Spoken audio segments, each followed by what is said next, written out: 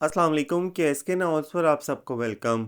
एक खूबसूरत नावल के साथ हाजिर हैं जिसका नाम है एक बार कहो तुम मेरी हो। नावल की राइटर हैं सायरा आरिफ। चलें नावल की जानिब बढ़ते हैं।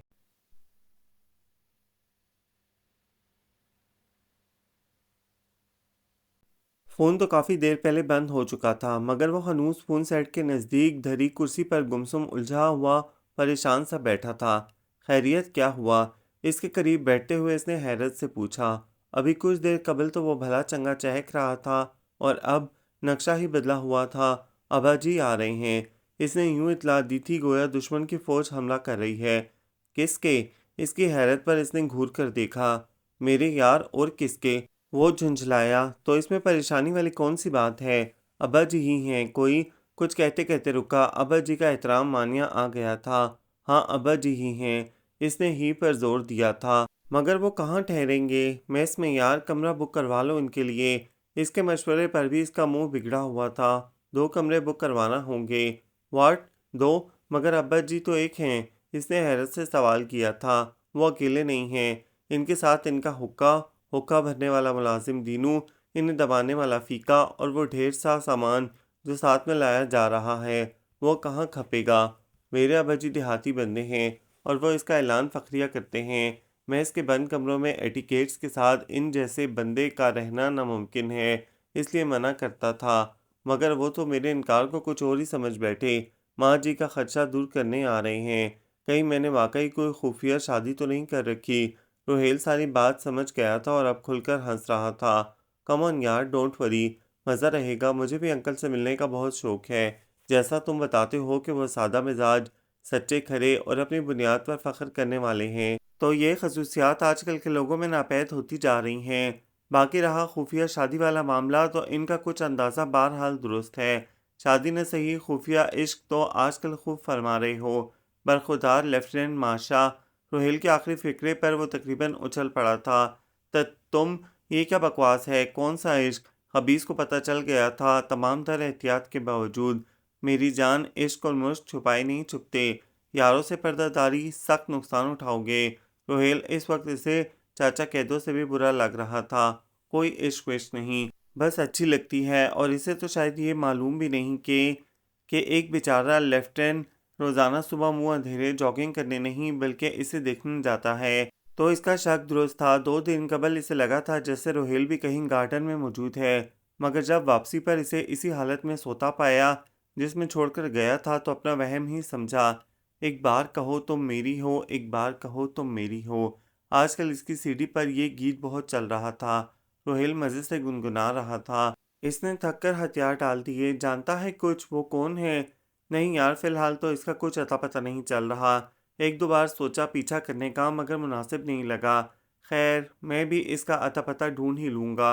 इसने अज़म से कहा तो रोहेल ने मायनी खेजी से इसकी तरफ देखा। इसका पता मिल गया तो अपना भूल जाएगा बच्चू। इसने खासे पुरस्कार अंदाज में अगरचा ज़ेर लब कहा था, मगर हारिस चौंक गया था। क्या मतलब? तुम जानते हो इसे? नहीं यार, मुझे क्या पता। मैं तो ऐसे ही कह रहा था। हाँ, वो तुम अब्बा जी की बात कर रहे थे।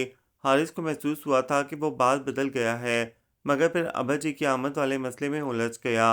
अगर अपने कमांडर साहब को पता चल गया कि मेस में हुक्का मौजूद है, तो मेरा कोर्ट मार्शल कर देंगे। हारिस का खौफ बजा था। ब्रिगेडियर शौकत हयात सिर्फ नाम के देसी थे, बाकी तो उठने बैठने, खाने पीने, सोने जागने में मुकम्मल विलायती। एक कोर्स के सिलसिले में अमेरिका गए तो गोरी पसंद आ गई। शादी करके आए तो मजीद गोरे हो चुके थे। पहली बीवी खानदानी थी, सीधी सादी, 5 जमात पास देहातन। सारी उम्र वो गांव में रही थी, अब भी गांव में ही रहती थी। इनकी एक ही बेटी थी, दूसरी बेगम से 2 बेटे थे। दोनों के अंदाजे फ़िक्र में ज़मीन आसमान का फ़र्क था। वो इतनी तेज़ नहीं चल सकती थीं कि ब्रिगेडियर साहब का साथ दे सकतीं। आहिस्ता चलना ब्रिगेडियर साहब के मिजाज के ख़िलाफ़ था। लिहाजा उन्होंने तकदीर का लिखा समझकर बखुशी इन्हें गोरी के हवाले कर दिया था और ख़ुद अपनी बेटी में मगन हो गई थीं। तुम इतने परेशान मत हो, संभाल लेंगे। आने तो दो अब्बा जी को। उठो, मुंह पर 12 बज रहे हैं। चलो बाजार का चक्कर लगा आएं। हारिस ने रोहेल के ताने पर इसे एक मौका रसीद किया और सर झटक कर साथ हो लिया। शाम तक ये बात सारे मेस को मालूम हो चुकी थी कि लेफ्टिनेंट हारिस के अब्बा जी आ रहे हैं। स्क्वाइश कोर्ट में 2 IC میجر رفیق ملے۔ How are you young man? وہ ہنستے مسکراتے رہتے تھے۔ فائن سر، تمہارے ابا جی آ رہے ہیں، انہوں نے بغور اس سے دیکھا تھا۔ جی سر، ابا جی کا نام بھی گویا ورلڈ ٹریڈ سینٹر پر دھماکے جتنی بڑی خبر بن گیا تھا۔ وہ حقہ بھی پیتے ہیں؟ ٹوائسی نے اب کے کچھ سرگوشیانہ رازداری سے پوچھا تھا۔ خبیث کمینہ، منع کیا تھا گھٹیا انسان کو، مگر اس نے دل میں ہزاروں لعنتیں روہیل پر بھیجی۔ جی یس یس سر، وہ دراصل ہکلا کر وضاحت کرنے والا تھا کہ انہوں نے ہاتھ اٹھا کر بولنے سے منع کر دیا۔ ینگ مین ڈرو مت، تمہارے ابا جی آئیں گے تو میں حقہ پینے آؤں گا۔ سر آپ مارے حیرت کہ وہ بے ہوش ہونے والا تھا۔ سگار پینے والے میجر رفیق اور حقہ، کم آن یار، ہم سب پینڈو ہیں، اصلی پینڈو، بس یہ تو ایسے ہی مصنوعی شوشہ۔ اپنے ابا جی دادا جان کا حقہ بھرتے ہوئے اکثر کش لگا لیتا تھا، تب سے وہ ذائقہ نہیں بھولا۔ اوکے، جلد ملاقات ہوگی۔ وہ بے تکلف ہنسنے ہنسانے والے انسان تھے۔ جونیئر بھی اس لیے انہیں بہت پسند کرتے تھے۔ یاہو نعرہ لگاتے وہ بے حد مطمئن تھا۔ اب کمانڈر بریگیڈیئر صاحب کا خوف بہت حد تک کم ہو گیا تھا۔ 2IC بھی تو ساتھ ہوں گے، خود ہی سنبھال لیں گے انہیں بھی۔ وہ روہیل کے ساتھ ایک بار کہو تم میری ہو سنتے ہوئے حقیقتاً خوش تھا۔ سفید براق دھوتی، کلیوں والا کھلا سا کرتا، کلفدار پگڑی، چرچراتا چمڑے کا سنہری تلے کے کام والا جوتا۔ خود سا ابا جی پجاروں سے اترے تو بہت سے لوگ ٹھٹکے اور ٹھٹک کر پلٹے تھے۔ پیچھے ان کا انتخابی نشان حقہ سنبھالے دانت نکالتا ہوا دینو اور فیکا تھا۔ ابا جی دیر تک اسے گلے لگائے پیار کرتے رہے۔ ان کے استقبال کے لیے اس کا روم میٹ دوست روہیل، لیفٹیننٹ راشد، کاشف اور کیپٹن طلحہ بھی موجود تھے۔ اب وہ ان سے مل رہے تھے اور اس کی نظریں جیپ سے نکلتے سامان پر تھیں۔ چھوٹے بڑے مختلف سائز کے ڈبے، تھیلے، گھی کا کنستر۔ ابا جی یہ سب کیا ہے؟ میں نے آپ کو منع کیا تھا کہ کچھ بھی نہیں لانا۔ وہ خفگی سے انہیں دیکھتے ہوئے بولنے لگا۔ پتر جی، میں کچھ نہیں لایا، یہ سب تیری ماں نے دیا ہے۔ یہ دیسی گھی کا کنستر، پنجیری، سوجی کا حلوہ، دال کا حلوہ، گاجر کا حلوہ، ستو، شکر۔ کہتی تھی شکر کے شربت میں ستو ڈال کر میرا بیٹا پیے گا تو گرمی میں فائدہ ہوگا۔ اور یہ تھوڑے سے گنے بچوں کے لیے۔ تھوڑے سے گنے بہت بڑے گٹھر کی صورت بندھے پڑے تھے، آدھا کھیت باندھ لائے تھے ابا جی۔ یار تم 2-3 نئی یونیفارمز کا آرڈر بھی دے دو۔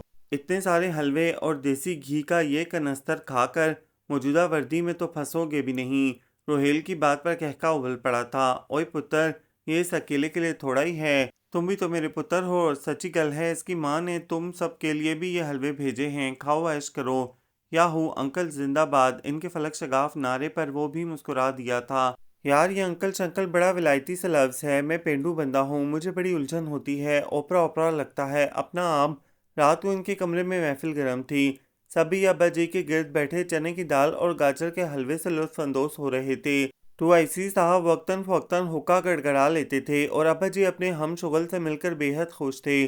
روہیل کے کہنے پر انہوں نے ٹوک دیا، پھر کیا کہیں ابا جی؟ یس ابا جی از رائٹ۔ روہیل کی بات سب کو پسند آئی تھی۔ آہو بالکل رائٹ پتر۔ ان کے انداز پر سب ہنس پڑے تھے۔ ویسے ابا جی، یہ حارث تو بہت ڈر رہا تھا آپ کے آنے سے۔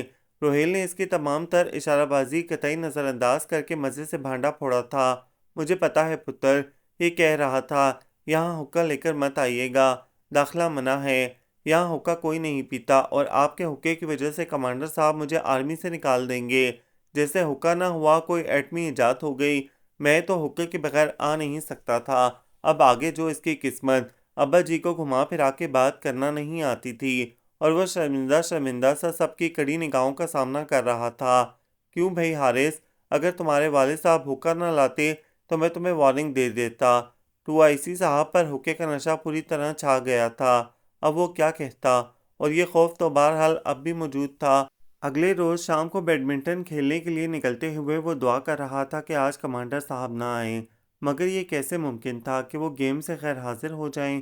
ان کا سختی سے آرڈر تھا کہ تمام افسران شام میں فٹنس کے لیے گیمز ضرور کھیلا کریں، اور وہ خود بھی باقاعدگی سے ٹینس کھیلنے آتے تھے۔ گیم کے بعد تمام افسران میس لان میں بیٹھ جاتے تھے اور کولڈ ڈرنکس وغیرہ پیتے تھے۔ آج بھی حسب معمول وہ لوگ گیمز کے بعد کمانڈر صاحب کے ہمراہ جب میس لان میں داخل ہوئے تو نیا ہی منظر سامنے تھا۔ لان میں ترتیب سے دھری کرسیوں میں سے ایک پر ابا جی بیٹھے حقہ پی رہے تھے۔ ان کے قریب ہی ایک ویٹر بہت بڑے پتیلے میں نہ جانے کیا گھول رہا تھا، دوسرا ٹرے میں شیشے کے نازک اور خوبصورت گلاس رکھے کھڑا تھا۔ یار یہ گلاس نہیں، گلاسیاں ہیں، इनमें 2 घूंट शरबत आता है, बंदे का हलक भी तर ना हो। अभी तक हम अंग्रेज़ों की घुटन से आज़ाद नहीं हो सके। जाओ यार, बड़े-बड़े ग्लास लेकर आओ। ये पेप्सी नहीं है जो इन ग्लासों में डालेंगे। What is this? कमांडर साहब का लहजा इसकी रूह फना कर गया था। सर, अब्बा जी, आई मीन सर, मेरे वालिद हैं ये। इसने हकलाकर जवाब दिया। ये क्या हो रहा है? ये लॉन है, किचन नहीं।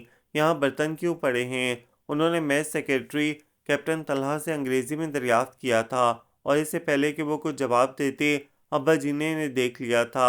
ओए आ जाओ पुत्र, आ जाओ। शक्कर का शरबत और सत्तू बनवाया है मैंने तुम सबके लिए। खेलने के बाद इसे पीने से बड़ा स्वाद मिलता है। आ जाओ जवानों। What nonsense! शक्कर का शरबत, सत्तू। कमांडर साहब बर्फ घोलते वेटर के सर पर जाकर धाड़े थे। बेचारा कांपता हुआ अब्बा जी को मदद तलब नजरों से देख रहा था, जबकि अब्बा जी कमांडर साहब को घूर रहे थे। हारिस ने खुद को कोर्ट मार्शल के लिए तैयार कर लिया था। ओए शोके, तू तू शौकत है ना, चाचा हयात मोहब्बत का छोटा बेटा, शौकी निकर वाला। अब्बा जी अपनी पहचान पर खुशी से चिल्ला उठे, जबकि कमांडर साहब इस तखातों पर 2 फुट उछल पड़े थे। वो सब भी चौंक गए थे। हारिस ने आंखें बंद करके आयतल कुर्सी पढ़ना शुरू कर दी थी। अब्बा जी, फौज में कमीशन बहुत मुश्किल से मिलता है और अब मुझे अपना बोरिया बिस्तर बांधना ही होगा। वो इस हौलनाक तस्वर से ही काम गया था और तुम शादे हो, शादा बंटे वाला। इनका लहजा हनूस कड़ा और संजीदा था। आहो आहो यार, खूब पहचाना। वाह भाई वाह, मेरा यार, मेरा जमातिया। हारिस की आंखें पट से खुली थीं। अब्बा जी और कमांडर साहब गले मिल रहे थे। हैरतनाक मंजर। ओ पुत्र, ये तो मेरा यार है, बचपन का बेली। 10 जमातें हमने तहसील के स्कूल से इकट्ठी पढ़ी थी।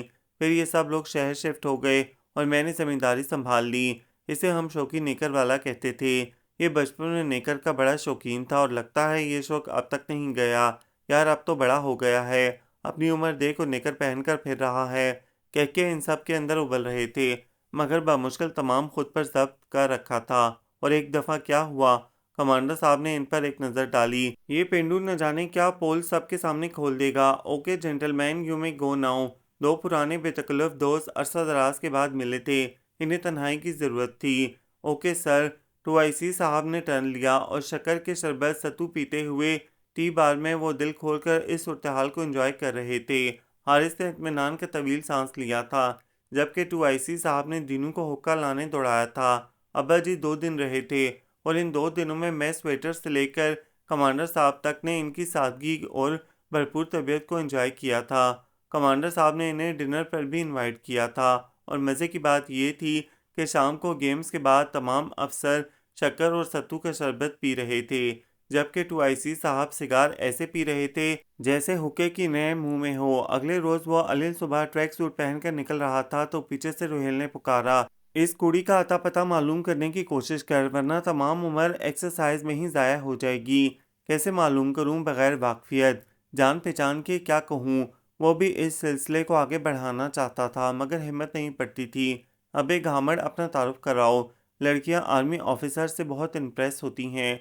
देखना, तुम जब इसे बताओगे कि तुम लेफ्टिनेंट हारिस हो, मुस्तकबिल के जर्नैल, तो वो ना सिर्फ घर का एड्रेस दे देगी बल्कि अपने अब्बा जी को भी खुद ही राजी कर लेगी। रुहेल की बात पर इसने हैरत से इसे घूर कर देखा। वाकई? तो क्या मैं मजाक कर रहा हूँ? अबे मेरा तजुर्बा तुझसे ज़्यादा है। तूने तो अभी पाँव पाँव चलना सीखा है। हाँ, ख़वातीन की जूतियाँ खाने का तजुर्बा तो वाकई तुम्हारा बहुत फसीह है। वो चिढ़कर बोला रोहेल। वो उछलकर बिस्तर से निकला था। ओए खबरदार, जो माँ बदौलत की शान में गुस्ताखी की, वरना। और वो इसका फिक्रा मुकम्मल होने से पहले ही कमरे से बाहर था। 2 दिन के बाद आज इसे देखूंगा। अजीब बात है, अब तक ना मुझे इसका नाम मालूम है ना आता पता। मुझे ऐसी ही पुरएतमाद लड़कियां अच्छी लगती हैं। मगर रोहेल भी ठीक कहता है, कब तक। वो गार्डन का गेट क्रॉस करते हुए सोच रहा था, तो क्या मैं इससे बात करूं? इसने ट्रैक बदला और आहिस्ता आहिस्ता भागने लगा। अगर इसने इंसल्ट कर दी तो? हरगिज़ नहीं, मैं ये बर्दाश्त नहीं करूंगा। सामने से इसके यूनिट अफसर मेजर रेहान आ रहे थे। रुक कर इन्हें सलाम किया। मतलाशी नज़रें चारों तरफ घूम रही थीं। ट्रैक के एंड में वो नज़र आ गई थी। ये इतनी स्लिम स्मार्ट होने के बावजूद रोज़ाना जॉगिंग के लिए आती है। शायद इसकी फिटनेस का राज ही यही है। कनखियों से इसे देखता वो आगे बढ़ गया था। ग्रे ट्राउज़र, शर्ट, पाँव में भारी जॉगर्स, बालों की छोटी सी पोनी झुलाती वो वापस जा रही थी। और ये हनूस पिछले 1 माह की तरह उलझन तज़ब्ज़ब का शिकार था। वो दिल से दुआ कर रहा था कि कोई आसान और सीधा सा रास्ता निकल आए कि इससे तारुफ हो जाए, और अल्लाह ने सुन ली थी। وہ گیٹ پر رکی کاشف سے باتیں کر رہی تھی۔ لیفٹیننٹ کاشف اس کا کورس میٹ تھا۔ موقع نہایت مناسب تھا۔ وہ تیزی سے ان کے پاس پہنچا۔ ہیلو کاشف، اس نے مسکرا کر اسے دیکھا۔ او ہیلو عروہ، یہ لیفٹیننٹ حارث ہیں، اور حارث یہ عروہ احمد۔ اس نے کاشف کے بولنے سے قبل ہی ہولے سے مسکرا کر اپنا تعارف کروایا تھا۔ کیا مدھر پیاری آواز ہے۔ وہ تو جیسے کھو سا گیا تھا اس کی سریلی مترنم آواز کے زیر و بم میں۔ اوکے یار، میس میں ملاقات ہوگی۔ کاشف کے کہنے پر وہ چونکا۔ عروہ احمد اپنی گاڑی کی طرف بڑھ گئی تھی۔ اس نے شرمندگی سے سر جھٹکا۔ لا حول ولا قوت یار، کیا سوچتی ہوگی میرے بارے میں؟ اتنا ill mannered بندہ ہے۔ ہونکوں کی طرح اسے دیکھتا رہ گیا، کچھ بولا بھی نہیں۔ وہ خود کو لعنت ملامت کرتا واپس ہوا تھا۔ میرا بھی کیا قصور؟ اس کی آواز ہی اتنی پیاری تھی کہ میں سب کچھ بھول گیا۔ چلو کوئی بات نہیں، نام تو معلوم ہوا، کم از کم تعارف کا مرحلہ تو طے ہوا۔ اب میں خود اس سے ہیلو ہائی کر سکتا ہوں۔ رات تک کبھی خود کو ملامت کرتا تو کبھی دل کی دھڑکنوں کو ایک نئے انداز میں دھڑکتے پاتا۔ روہیل کہتا تھا وہ میدان عشق کا نومار کھلاڑی تھا۔ یہ اس کا پہلا پیار تھا، پہلی نظر کی پہلی محبت۔ جب ساون بادل چھائے ہوں، جب بھاگن پھول کھلائے ہوں، جب چندہ روپ لٹاتا ہو، جب سورج دھوپ نہاتا ہو، یا شام نے بستی گھیری ہو، ایک بار کہو تم میری ہو، ایک بار کہو تم میری ہو۔ گلوکار کی آواز کے ساتھ ساتھ وہ بھی بآواز بلند گنگنا رہا تھا۔ روہیل نے معنی خیزی سے اس کا جائزہ لیا۔ اتنی خوشی اور ترنگ، ضرور دال میں کچھ کالا تھا۔ ہاں تو کیا کیا باتیں ہوئیں اس گارڈن والی پری سے تمہاری؟ روہیل نے نہایت سنجیدگی سے اس کے قریب بیٹھ کر پوچھا تھا۔ باتیں؟ نہیں، بات تو کوئی نہیں ہوئی۔ تیر نشانے پر بیٹھا تھا۔ روہیل نے بمشکل مسکراہٹ ضبط کی۔ اچھا تو کیا صرف دیکھا ہی؟ اب کے حارث نے چونکتے ہوئے اسے دیکھا۔ اسے تو بتایا ہی نہیں تھا، پھر جی چاہا اپنا سر پیٹ لے۔ خبیث ہے تو بڑا۔ اپنے اس طرح ظاہر ہو جانے پر وہ کھسیا کر ہنسا، جبکہ روہیل کھل کر کہکے لگا رہا تھا۔ بچے، کہا تھا نا ہم سے پردہ داری نہ کیا کر، تو اتنے پانی میں نہیں ہے کہ… خیر معاف کیا، کیا یاد کرے گا آئندہ؟ میری توبہ، کچھ نہیں چھپاؤں گا۔ اس نے فوراً حقیقتاً کان پکڑ کر کہا تھا، اور پھر تمام بات اسے بتا دی تھی۔ اب اس گولڈن چانس کو مس مت کرنا۔ یہ تعارف نام سے آگے بھی بڑھنا چاہیے۔ انشاءاللہ ضرور بڑھے گا۔ وہ بے حد پر امید تھا۔ روہیل نے اس کی خوشی کو بغور دیکھا۔ چل پھر چائنیز سوپ ہو جائے اسی خوشی میں۔ ہو جائے۔ وہ فوراً مان گیا تھا۔ روہیل نے میرا یار زندہ باد کا نعرہ لگایا اور تیار ہونے بھاگا۔ سر جی مجھے چھٹی بھجوا دیں۔ 3 ماہ سے میں گھر نہیں گیا، میری ماں بہت بیمار ہے سر۔ یار کیسے بھجوا دوں؟ بارڈر سچویشن کا تمہیں پتہ ہے۔ ہماری یونٹ بھی چند دنوں تک بارڈر کی طرف موو کر جائے گی۔ چھٹیاں مکمل بند ہیں۔ میں خود 8 ماہ سے گھر نہیں گیا۔ وہ دونوں باہر نکلے تو کیپٹن طلحہ بمائے اردلی بشیر کے لان میں مل گئے۔ سر فوج کی نوکری کی یہ بہت مشکل ہے، چھٹی نہیں ملتی۔ بشیر کا موڈ خاصا خراب تھا۔ تم فوج کے سپاہی ہو، تمہیں اپنے گھر سے زیادہ اپنے ملک کی سلامتی کی فکر ہونی چاہیے، انڈرسٹینڈ؟ کیپٹن طلحہ نے اس کی بات پر غصے سے ڈانٹ دیا تھا۔ یس سر۔ اس نے ادب سے ایڑیاں بجا دی تھیں۔ کل ابا جی کا فون آیا تھا، بتا رہے تھے اماں جی بہت یاد کر رہی ہیں، مجھے بلا رہی ہیں۔ حارث کو یاد آیا، چھٹی نہیں ملے گی۔ سنا ہے یونٹ بھی عنقریب موو کر جائے گی۔ روہیل نے بائک سٹارٹ کیا۔ میری ماں جی میرے فوج میں آنے کے سخت خلاف تھیں۔ اکلوتا پتر، وہ بھی فوج میں چلا جائے، مگر ابا جی کی خواہش اس قدر شدید تھی کہ دل پر پتھر رکھ کر انہوں نے مجھے اجازت دی۔ اب بھی جب جاؤں کہتی ہیں پتر تو زمینداری سنبھال لے، چھٹ فوج کی نوکری۔ اور ابا جی ایسا لیکچر دیتے ہیں کہ بیچاری توبہ کر جاتی ہیں۔ اور میری طرف معاملہ بالکل الٹ، دادا جان فوجی، بڑے تایا چاچا آرمی، سہیل بھائی، اب میں اور بے شمار کزنز جن کا حساب ہی نہیں۔ ہماری تو خاندانی ملازمت آرمی ہے۔ ہمارے ہاں ایک لطیفہ بڑا مشہور ہے کہ ایف ایس سی کے بعد جس لڑکے کی شرٹ کے بٹن کھلے دیکھے کا پھلٹے ہوئے اور بال گردن تک بڑے ہوئے، اسے فوج میں بھرتی کروا دیا جاتا ہے، یعنی پرواز سے قبل ہی پر کاٹ دیے جاتے ہیں۔ حارث نے ہنستے ہوئے کہا۔ بالکل۔ وہ بھی ہنس دیا تھا۔ پھر حارث کے پیسوں سے سوپ پیتے ہوئے روہیل نے اسے عروہ احمد سے مزید بے تکلف ہونے کے ڈھیروں کارگر آزمودہ نسخے بتائے تھے، جو اس نے پوری توجہ سے سنے تو ضرور تھے، مگر عمل درآمد کسی پر بھی نہیں ہوگا، یہ بھی معلوم تھا۔ وہ کئی دنوں سے واک کے لیے نہیں آ رہی تھی۔ ہر روز ایک نئی امید لیے وہ گارڈن جاتا تھا۔ شاید آج وہ آئی ہو، آج اس سے ملاقات ہو جائے، مگر اسے نہ پا کر مایوسی اور کوفت میں مبتلا ہو جاتا تھا۔ ان چند دنوں میں ہی وہ اس سے خاصی شناسائی حاصل کر چکا تھا۔ اول روز کے تعارف کے بعد وہ اجنبی تو نہیں رہے تھے نا؟ اسی لیے اگلے روز ہی اسے دیکھ کر ایک دوستانہ سی مسکراہٹ حارث نے اچھالی تھی اور وہ بھی یکدم ٹھٹک کر رکی تھی۔ لیفٹیننٹ حارث، کل کاشف نے تعارف کروایا تھا نا؟ اس سے پہلے کہ وہ پوچھتی کون ہو تم، اس نے نہایت تیزی سے اسے یاد دہانی کرائی تھی۔ وہ مسکرا دی تھی۔ مجھے یاد ہے، آپ روزانہ آتی ہیں یہاں؟ سلسلہ بڑھانے کو کچھ نہ کچھ تو بولنا ہی تھا، مگر اس سے لگا وہ کچھ غلط بول گیا ہے۔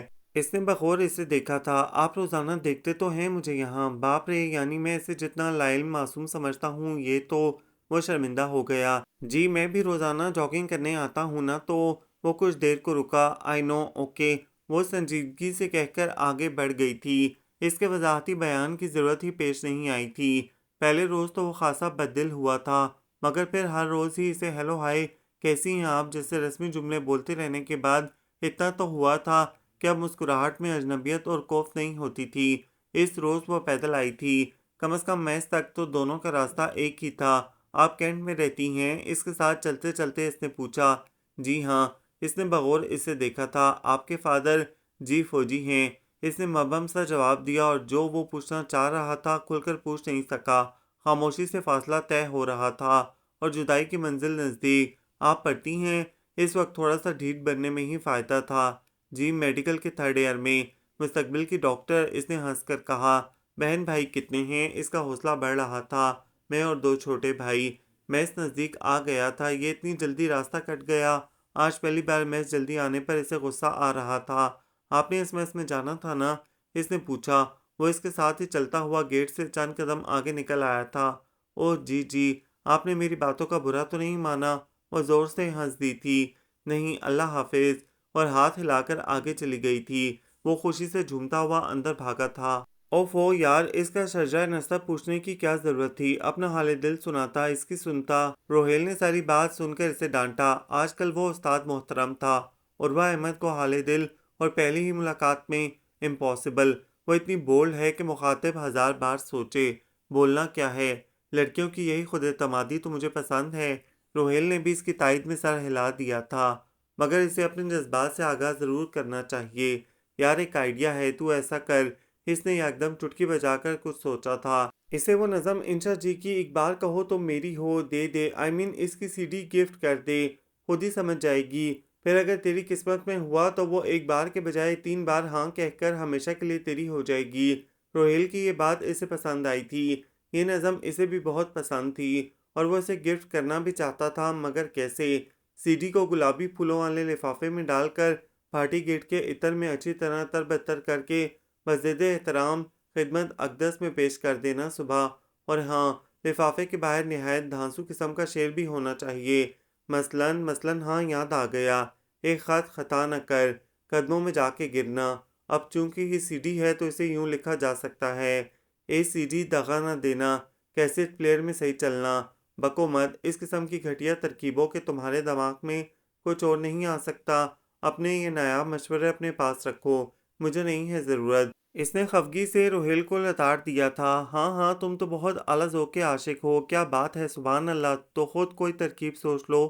اگلے روز اس نے نہایت سادگی اور اعتماد کے ساتھ CD سے تھما دی تھی۔ عروہ احمد نے CD تھام کر چند لمحے بغور اسے دیکھا تھا۔ شکریہ، اس نے ہلکی سی مسکراہٹ سے جواب دیا اور چلی گئی تھی۔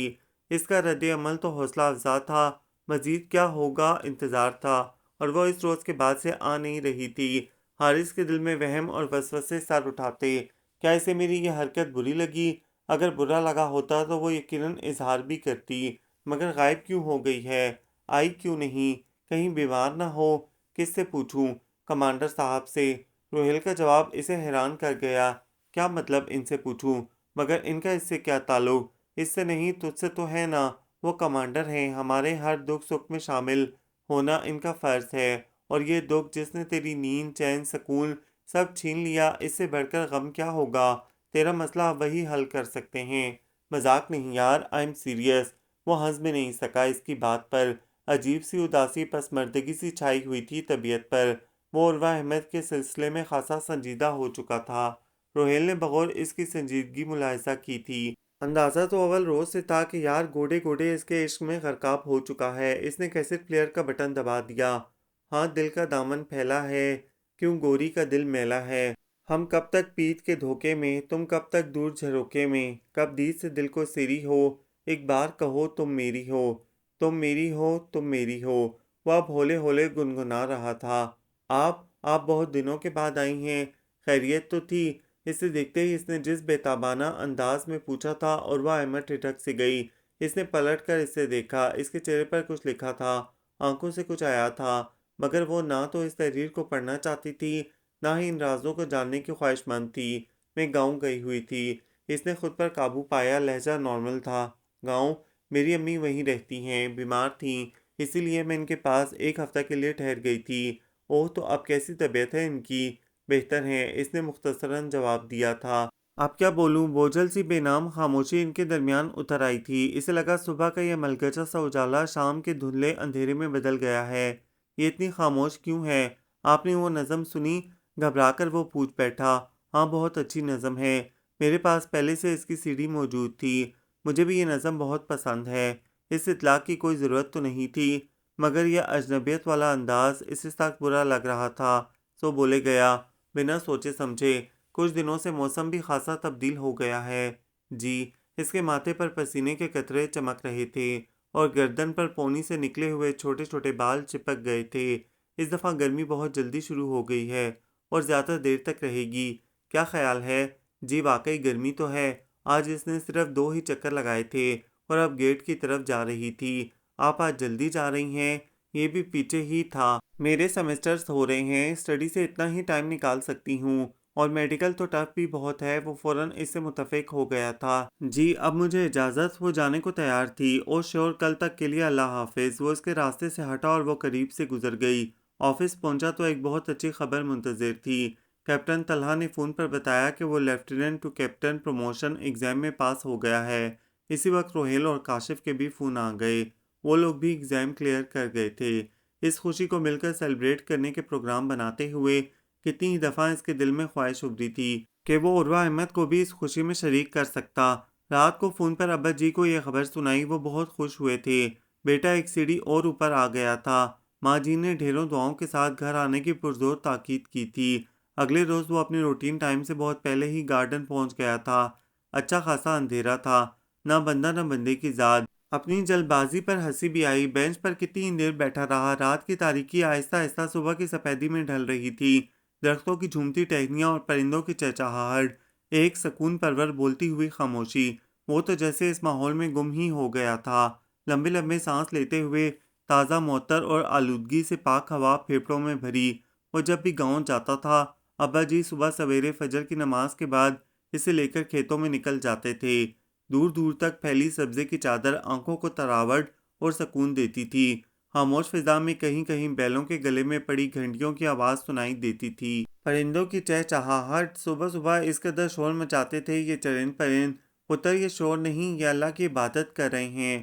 صبح اٹھ کر انسان، حیوان، جاندار، بے جان، سب اپنے رب کی عبادت کرتے ہیں، اور یہی حکم بھی ملا ہے۔ مگر انسان کو دیکھو، جسے رب سونے نے اشرف المخلوقات بنایا، وہی سب سے زیادہ غفلت میں پڑا سو رہا ہے۔ نہ شکر کا کلمہ، نہ اتنی ڈھیر ساری مفت میں ملی نعمتوں کا احسان۔ نماز پڑھا کرو پتر، شکر کیا کرو رب سونے کا۔ یہ عہدہ، عزتیں سب اسی رب کی دین ہیں۔ بندہ کچھ نہیں، کچھ بھی نہیں۔ جتنے دن گاؤں میں رہتا، باقاعدگی سے مسجد میں جا کر نماز پڑھتا، شہر آ کر پھر ڈنڈی مار جاتا، اور اب جب سے گارڈن آنے لگا تھا، فجر کی نماز باقاعدگی سے پڑھنا شروع کر دی تھی۔ آپ خیریت تو ہے؟ وہ فطرت کے حسن و دلکشی میں پوری طرح مگن تھا، جب عروہ احمد کی آواز سے چونکا۔ جی جی خیریت ہے۔ کوئی خاص بات؟ اس کی خود سے پہلے موجودگی عجیب لگ رہی تھی۔ اتنی جلدی تو وہ کبھی نہیں آیا تھا۔ نہیں، بہت خاص تو نہیں ہے، بس میرا lieutenant to captain promotion exam clear ہو گیا ہے۔ اس نے کچھ شرمندگی سے بتایا۔ حد ہو گئی، میں تو بچوں کی طرح پاس ہونے کا اعلان کرتا پھر رہا ہوں۔ ارے یہ خاص نہیں، یہ تو بہت خاص خبر ہے۔ مبارک ہو بہت بہت کیپٹن حارث۔ اس کے منہ سے کیپٹن حارث کتنا اچھا لگ رہا تھا، اور اس کی ایک مبارکباد سب پر بھاری تھی۔ وہ بھی خاصی خوش نظر آ رہی تھی۔ کچھ دیر قبل جو شرمندگی کی کیفیت محسوس ہوئی تھی، وہ بھی ختم ہو گئی تھی۔ آج آپ میرے ساتھ ڈنر پر چل سکتی ہیں؟ اس کے ساتھ ساتھ تیز تیز چلتے ہوئے یکدم ہی اس نے پوچھ لیا تھا۔ وہ ٹھٹک کر رکی، پلٹی بغور اسے دیکھا۔ کیوں؟ میں اپنی خوشی آپ کے ساتھ شیئر کرنا چاہتا ہوں۔ وہ سوچ میں پڑ گئی تھی۔ آج نہیں، بابا جان سے اجازت لے کر کل آپ کو بتاؤں گی۔ ٹھیک ہے، جیسے آپ کو آسانی ہو۔ کچھ امید تو بندی تھی۔ اب کل تک انتظار کی کوفت میں مبتلا رہنا مجبوری بن گئی تھی، اور انتظار کرنے سے اسے ہمیشہ سے ہی سخت نفرت رہی تھی۔ اسی بوریت اور بیزاری کو ختم کرنے کی خاطر وہ روہیل کے ہمراہ تمبولا کھیلنے میس آ گیا۔ بہت کم ہی وہ لوگ تمبولا میں شریک ہوتے تھے کہ اس میں فیملیز کی دلچسپی زیادہ ہوتی ہے۔ صرف وقت گزاری کے لیے وہ یہاں موجود تھے۔ میجر زمان اپنی بھاری آواز میں مائک سنبھالے کمپیئرنگ کر رہے تھے۔ پروگرام شروع ہوئے کچھ دیر ہی ہوئی تھی کہ اسے بائیں طرف بیٹھے کاشف کی آواز سنائی دی۔ اوہو یار، لگتا ہے یہاں تو کوئی اسپیشل قسم کا تمبولا ارینج کیا گیا ہے۔ جو کمانڈر صاحب کی فیملی بھی آئی ہے۔ کہاں کہاں؟ اس نے متلاشی نظروں سے چاروں طرف دیکھا۔ یار دائیں طرف سڑک پر دیکھ، وہ گاڑی سے اتر رہے ہیں۔ اس نے گردن موڑی اور پھر جیسے پتھر کا ہو گیا۔ ڈرائیور کمانڈر صاحب کی گاڑی کا دروازہ کھولے کھڑا تھا اور اس میں سے عربا احمد اور دو چھوٹے لڑکے اتر رہے تھے۔ بس کر یار، کیا پہلی بار لڑکی کو دیکھا ہے؟ کیوں اپنا ریکارڈ خراب کر رہا ہے؟ روہیل نے اس کی محفیت کو کونی ہلا کر توڑا۔ بہت سے لوگوں نے اس کی حرکت کو بغور دیکھا تھا۔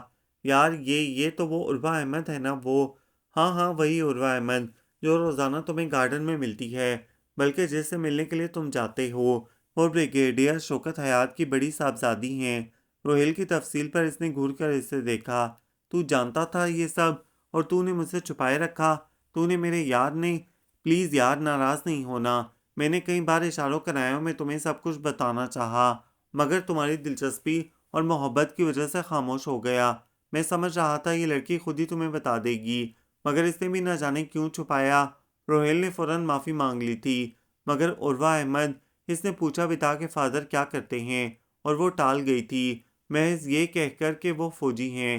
اس انکشاف نے حقیقتاً اسے بے حد اذیت دی تھی۔ آنے والے لمحات کی ساری خوشی جو وہ عروا احمد کے ساتھ گزارے گا اسے حال دل سنائے گا، سب جیسے دھواں ہو گئی تھی۔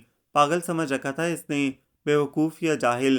کمرے میں غصے سے چکراتے ہوئے راہ میں آنے والی ہر چیز کو ٹھوکر رسید کرتا ہوا وہ بول رہا تھا۔ روہیل نے فکر مندی سے اس کی ناراضی اور غصے کو دیکھا۔ تمبولے سے تو وہ اسی وقت چلا آیا تھا۔ روہیل کی تمام تعویلیں، وضاحتیں، معافیاں سب بیکار تھیں۔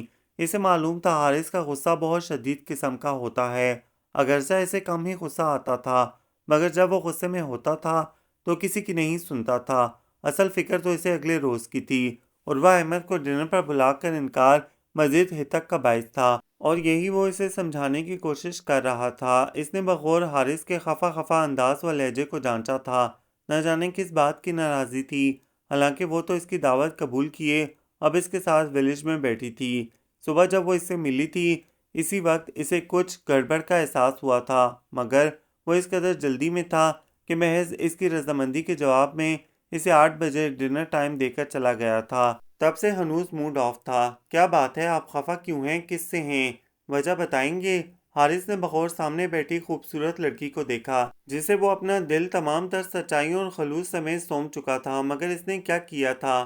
آج اسے پجاروں سے اترتے دیکھ کر کوئی حیرت نہیں ہوئی تھی۔ غصہ تو رہ رہ کر اپنی ہی عقل پر آ رہا تھا کہ وہ کیوں نہیں جان پایا اس کی اصلیت، اس کا لباس، انداز، رہائش۔ اگر دماغ سے کام لیتا تو یقیناً سمجھ جاتا، مگر دماغ پر تو دل کا قبضہ تھا، اور دل پر اس کا۔ محبت کرنے والا ایک دم الو ہوتا ہے۔ نہیں، میں بھلا آپ سے خفا کیوں ہونے لگا؟ میری یہ مجال کہاں؟ اس کی بات پر وہ زور سے ہنس دی تھی۔ میرا خیال ہے کھل کر بات کرنے میں کوئی حرج نہیں۔ جو بات آپ کو پریشان کر رہی ہے پوچھ لیں۔ دلوں میں کدورتیں اور نفرتیں رکھنے سے سوائے دل جلنے کے کچھ نہیں ملتا۔ حارث نے کچھ دیر اسے بغور دیکھا۔ آپ نے مجھے بتایا کیوں نہیں کہ آپ؟ شکوہ زبان پر آ گیا تھا کہ میں بریگیڈیئر شوکت حیات کی بیٹی ہوں۔ وہ اس کی بات کاٹ کر بولی، ہاں بتا دیتی تو کیا ہوتا؟ یہ جو دکھ اور رنج مجھے پہنچا ہے، یہ تکلیف مجھے نہ ہوتی۔ آپ نے مجھے بیوقوف بنایا۔ یہ احساس مجھے کل سے بے کل کیے جا رہا ہے۔ بالکل غلط۔ میں نے آپ سے کوئی جھوٹ نہیں بولا، نہ غلط بیانی کی، نہ آپ کو بیوقوف بنایا۔ جہاں تک اپنے فادر کے بارے میں نہ بتانے والی بات ہے تو حارث صاحب، مجھے یہ زیادہ پسند ہے کہ مجھے میری ذات کو میرے نام سے پہچانا جائے۔ اللہ کا لاکھ لاکھ شکر ہے کہ مجھ میں کوئی کمی کوئی خامی نہیں ہے جس پر میں اپنے فادر کے نام کا پردہ ڈالوں گی۔ اس کا پر اعتماد، دھیما، سلجھا ہوا لہجہ حارث کے سارے غم و غصے کو اڑا گیا تھا۔ وہ صحیح کہہ رہی تھی۔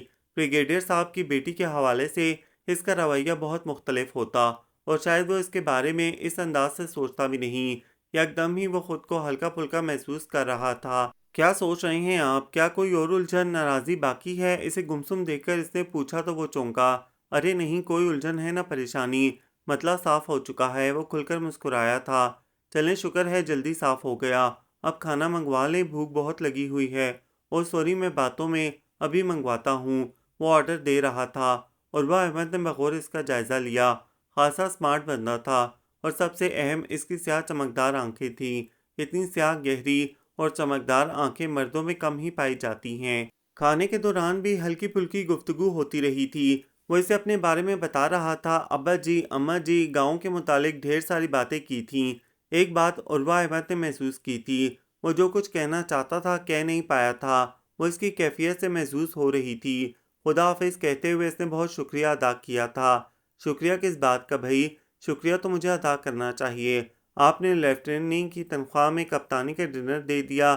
اینی وے، یہ چھوٹا سا گفٹ اس خوشی کے موقع پر میری طرف سے۔ وہ گفٹ ریپر میں لپٹا چھوٹا سا ڈبہ اس کی طرف بڑھا رہی تھی۔ حارث نے شکریہ کہہ کر اسے تھام لیا۔ محض آتے ہی اس نے سب سے پہلے وہ ڈبہ کھولا تھا۔ روہیل اس سے تمام روادات سننے کو بے چین تھا۔ بمشکل اسے ٹالا۔ واؤ، بیوٹیفل! کرسٹل کا بے حد نازک خوبصورت سا گلاب کا پھول، بغیر ڈنڈی کے۔ اس نے اپنی ہتھیلی پر دھرے اس نازک سے گفٹ کو بہت دیر تک دیکھا تھا۔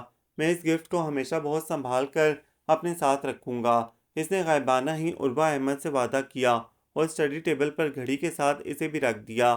عروا، وہ بات جسے کہنے کے لیے میں اتنے عرصے سے تڑپ رہا ہوں، تم سے اس لیے نہیں کہی کہ میں ابا جی سے پہلے رضامندی لینا چاہتا ہوں۔ مجھے یقین ہے ابا جی کو میری پسند پر کوئی اعتراض نہیں ہوگا، اور پھر میں تمہیں والدین کی رضامندی سے اپناؤں گا۔ وہ رات تو اس کی غائبانہ عروا احمد سے باتیں کرتے، حال دل سناتے اور مستقبل کی پلاننگ کرتے گزری تھی۔ اگلے روز اس نے ابا جی سے بات کی۔ مجھے تو یہ کام بڑا مشکل لگتا ہے پتر، وہ دیسی انگریز مانے گا نہیں۔ ابا جی فکر مند تھے۔ کیوں نہیں مانیں گے؟ کیا کمی ہے مجھ میں، میرے گھر والوں میں، میرے خاندان میں؟ پتر، کمی چیزوں میں نہیں ہوتی، دماغوں میں ہوتی ہے۔ کوئی بہت اچھا تو کوئی کم، اور یہی ناپ تول کا معیار لوگوں نے خود بخود بنا لیا ہے۔ ہمارا معیار خدا نخواستہ کسی سے کم نہیں ہے۔ ابا جی، آپ آج کیسی باتیں کر رہے ہیں؟ صابر و شاکر، نیکی اور پرہیزگاری کو فوقیت دینے والے ابا جی کی باتیں اسے خاصی عجیب لگی تھیں۔ میں اس لیے کہہ رہا تھا پتر، تو زیادہ امیدیں نہ لگا بیٹھنا۔ ان کے اور ہمارے ماحول میں جو فرق ہے تجھے اچھی طرح معلوم ہے۔ جانتا ہوں ابا جی، مگر وہ لڑکی ایسی نہیں ہے۔ وہ بہت اچھی ہے، بہت سمجھدار، ذہین۔ اچھا اچھا، ابا جی کی معنی خیز اچھا اچھا پر وہ شرمندہ ہو گیا تھا۔ فکر نہ کر پتر، میں شوکت سے بات کرتا ہوں، باقی جو رب کو منظور ہو۔ شکریہ ابا جی، خدا حافظ۔ ابا جی کی طرف سے حوصلہ افزا جواب سن کر اسے خاصی تسلی ہوئی تھی۔ تم بھی عجیب گھامڑ انسان ہو یار، پہلے اس لڑکی سے تو پوچھ لیتے۔ ابا جی کو رشتہ مانگنے بھی بھیج دیا۔ روہیل اس صورتحال پر سر پیٹ رہا تھا۔ ہاں تو کیا خود رشتہ مانگنے چل پڑتا؟ یہ بزرگوں کے کام ہیں، وہی جانے۔ اور اگر اس نے انکار کر دیا؟ روہیل کی بات پر لمحہ بھر کو دل کی دھڑکن رکی۔ نہیں کرے گی۔ نہ جانے وہ کیوں اتنا پر یقین تھا۔ اگلے روز اس نے سر شام ہی ابا جی کو فون ملایا تھا۔ بھلا اس سے صبر کہاں، سارا دن بے چینی میں گزرا تھا۔ ڈھیروں باتیں خود سے ہی سوچ لی تھیں۔ اور سناؤ پتر جی، کیا حال چال ہیں؟ بالکل ٹھیک ابا جی۔ تمہاری یونٹ بارڈر پر جا رہی تھی، کیا ہوا؟ جانا ہے ابا جی، 1-2 ہفتے تک موو کریں گے۔ اور کپتانی کب سجا رہے ہو کندھوں پر؟ ابا جی سوال پر سوال کیے جا رہے تھے، جیسے مدتوں بعد بات ہوئی تھی۔ کل ہی تو تفصیلی بات کی تھی اس سے، ابھی 1 ماہ اور لگ جائے گا۔ اچھا اچھا پتر، بارڈر پر جانے سے پہلے گھر ضرور آنا، تیری ماں بہت یاد کرتی ہے میرے ساتھ، آج کل ہر وقت لڑائی ہوتی ہے اس کی۔ اکلوتے پتر کو فوج میں بھیج دیا، مہینوں شکل تک نظر نہیں آتی، ایک ہی گلہ ہے اس کا۔ آؤں گا ابا جی، ضرور آؤں گا، چاہے 1 دن کی چھٹی ملے۔ ماں جی سے ملے واقعی کتنے مہینے ہو گئے تھے، سارے تجھے یاد کرتے ہیں، فیقہ، فضل الدین، بابا رحمت۔ ابا جی، آپ نے کمانڈر صاحب کے گھر فون کیا تھا؟ اب اس کے صبر کا پیمانہ لبریز ہو گیا تھا۔ بھلا اس نے فون فیقے اور فضلو کی جدائی کے پیغامات وصول کرنے کے لیے تو نہیں کیا تھا؟ ابا جی کی ٹال مٹول اس کا دل کھٹا کر رہی تھی۔ وہ اصل بات کی طرف آ ہی نہیں رہے تھے، حالانکہ فون کرنے کی وجہ جانتے تھے۔ ہاں پتر، کیا تھا، مزید اسے ٹالنا ممکن نہیں تھا۔ تو پھر؟ اس نے بے صبری سے پوچھا۔ دیکھ پتر، میرا جواب سننے سے پہلے یہ سن لے کہ جوڑے آسمانوں پر بنتے ہیں، چاہے ہماری مرضی ہو یا نہ ہو۔ ابا جی پلیز کھل کر بات کریں، اصل بات بتائیں۔ یہ پہیلیاں تو خطرے کی گھنٹی بجا رہی تھیں۔ پتر جی میں نے یہ بال دھوپ میں چٹے نہیں کیے، میں نے کہا تھا نا وہ دیسی انگریز نہیں مانے گا، کہتا ہے میری بیٹی کا سسر دھوتی پہن کر حقہ گڑگڑاتا ہوا جنج میں آئے، یہ میری انسلٹ ہے۔ ہاں اگر تو پینٹ کوٹ پہن سکتا ہے، سگار پی سکتا ہے تو پھر سوچوں گا۔ میں نے بھی خوب سنائی، اوقات یاد دلائی اس کو۔